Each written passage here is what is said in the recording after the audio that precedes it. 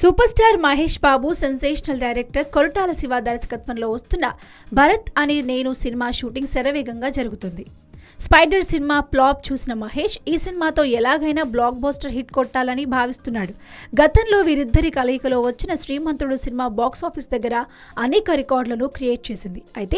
అయితే శ్రీమంతుడు సినిమా అప్పట్లో ఓ రచయిత రాసిన నవలను ఆధారంగా చేసుకుని తీశారని, అంతేకాకుండా సదరు రచయిత కోర్టు మెట్లు ఎక్కడం ఇది పెద్ద వివాదంగా మారిన సంగతి తెలిసిందే.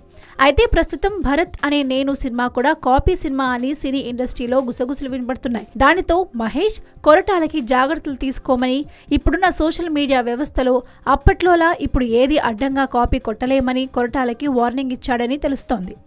అయితే భరత్ అని నేను మైకేల్ డగ్లస్ అనే హాలీవుడ్ చిత్రానికి ఫ్రీమేక్ అంటూ వార్తలు వస్తున్నాయి.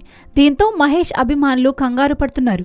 ఇటీవల తాజాగా ఓ ప్రముఖ స్టార్ హీరో నటించిన సినిమా కూడా కాపీరైట్ వివాదంలో చిక్కుకున్న సంగతి తెలిసిందే.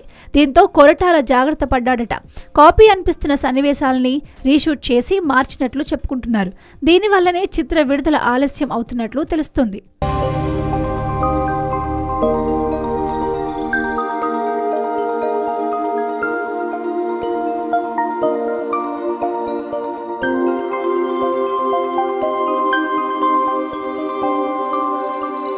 ఈ వీడియో గనుక మీకు నచ్చినట్లయితే లైక్ చేయండి, షేర్ చేయండి అండ్ సబ్స్క్రైబ్ చేయండి.